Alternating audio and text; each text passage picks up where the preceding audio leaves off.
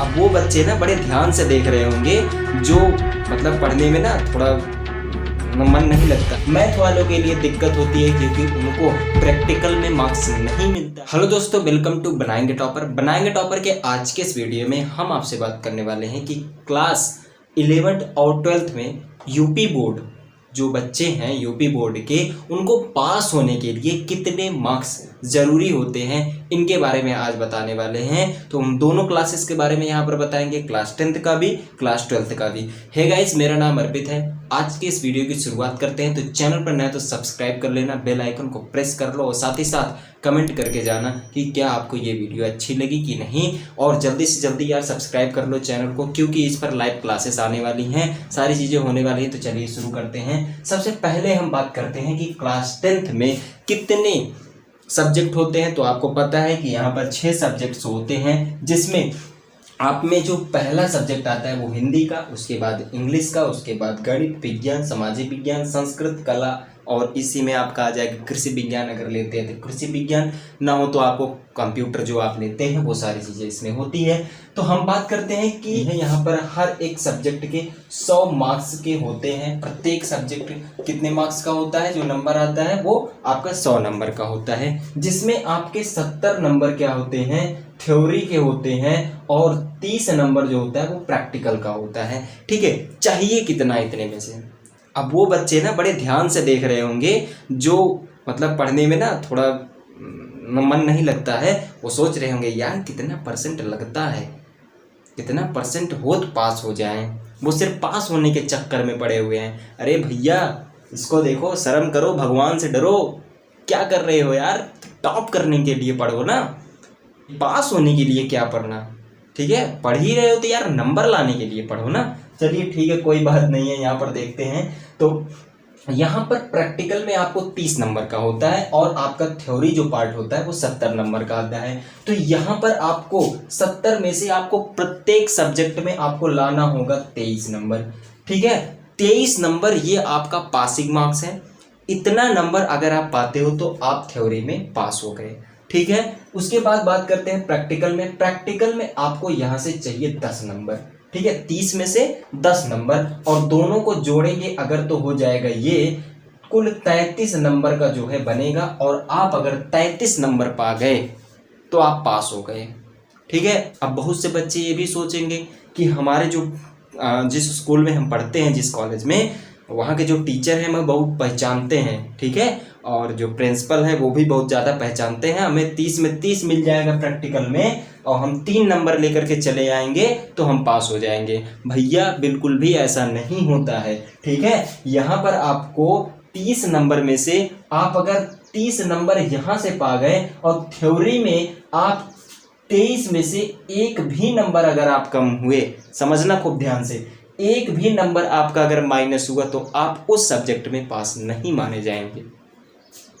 ठीक है, आप यहाँ झोर के नंबर लेकर के आओ, और यहाँ पर अगर 23 में से 2-3 नंबर भी कम हो गया, 20 नंबर पा गए, तो आपका जो पासिंग मार्क होगा वो आपका नहीं पार हो पाएगा, तो आप पास नहीं हो पाओगे।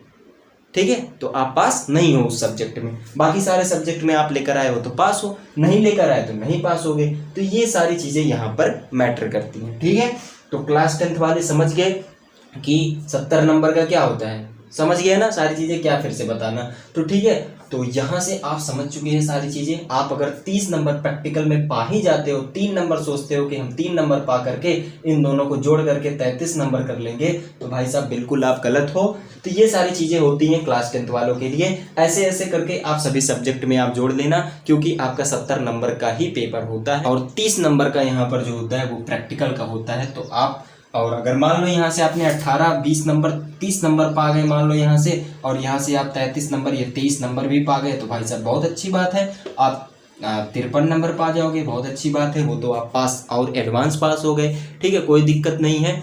पास होना नहीं है यार, टॉप करने के लिए पढ़ना है। ठीक है, चैनल को सब्सक्राइब करो, और यहाँ पर वो स्ट्रैटेजी बताई जाएगी जो बच्चे टॉप कर जाएं। ठीक है, जिससे बच्चे टॉप करें, वो स्ट्रेटजी, वो टिप्स ट्रिक्स, वो सारी मोटिवेशन वाली बातें बताई जाएंगी जिससे आप टॉप कर सको। ठीक है, इसलिए चैनल को जल्दी जल्दी सब्सक्राइब करो, इसी वक्त करो। चलिए बढ़ते हैं यहाँ पर क्लास 12th की तरफ कि क्लास 12th वाले जो हैं वो कितना नंबर लेकर के आए। तो यहाँ पर क्लास 12th में पहले मैं बता दूं, आप लोग जानते ही होंगे कुछ सब्जेक्ट ऐसे होते हैं जिसमें आपको थ्योरी ही लिखनी पड़ती है, ठीक है। कुछ सब्जेक्ट ऐसे होते हैं जिसमें प्रैक्टिकल भी होता है, ठीक है। तो यहाँ पर बात करें तो हिंदी का जो होता है उसमें प्रैक्टिकल नहीं होता है, और इंग्लिश की बात करें तो वहाँ पर भी प्रैक्टिकल नहीं होता है, ठीक है। और मैथ्स की बात करें तो वहाँ पर भी प्रैक्टिकल नहीं होता है। तो तीनों जगह आपको प्रैक्टिकल देखने को नहीं मिलता है। तो हमें कितना मार्क्स लेकर के आना चाहिए? अगर हम थ्योरी में मार्क्स लाना चाहते हैं तो हमें कितना लाना चाहिए? तो आपको भैया जो ये जोड़ करके 33 नंबर आ रहा था, वही आपको प्रैक्टिकल 10 नंबर ना लेकर के यहाँ पर आपको पूरे 33 नंबर आपके थ्योरी में आने ही चाहिए, और साथ ही साथ इसमें भी 33 नंबर आपके आने ही चाहिए। मैथ वालों के लिए दिक्कत होती है क्योंकि उनको प्रैक्टिकल में मार्क्स नहीं मिलता है, आपको पूरे 33 नंबर लेकर के आने होंगे। अब यहाँ पर बात आती है कि जीव विज्ञान वाले बच्चे जो होते हैं, जीव विज्ञान जिन्होंने स्ट्रीम चुना होता है, ठीक है, बायोलॉजी का स्ट्रीम चुना होता है, तो उनके लिए बता दें कि उनका प्रैक्टिकल का होता है एग्जाम, ठीक है।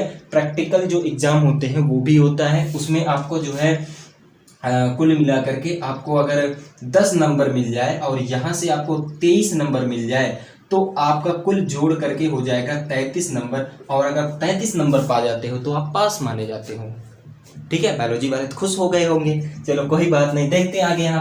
यहाँ पर भी रसायन विज्ञान और भौतिक विज्ञान, यहाँ पर भी 10 नंबर का आपका प्रैक्टिकल, यहाँ पर भी 10 नंबर प्रैक्टिकल, 23 नंबर आप थ्योरी में पा जाते हो, 23 नंबर थ्योरी में पा जाते हो, तो आपका 33 नंबर बन जाता है और आप पास हो जाते हो, ठीक है। और बिल्कुल क्लास 10th की तरह जैसा आप सोच रहे हो यहाँ पर भी कि आप यहाँ से 30 नंबर पा जाओ, किसी प्रैक्टिकल में आप 30 नंबर पा जाओ और यहाँ से आप पा जाओ 3 नंबर तो मैं पास हो गया, बिल्कुल गलत। जो यहाँ पर चीज़ें हैं वही चीज़ें यहाँ पर भी अप्लाई होती हैं।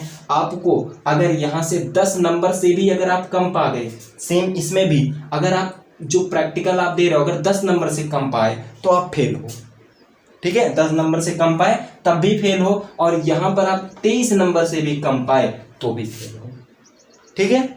समझ रहे हो चीज़ों को? तो यहाँ पर 10 नंबर भी मैटर करता है और 23 नंबर भी मैटर करता है।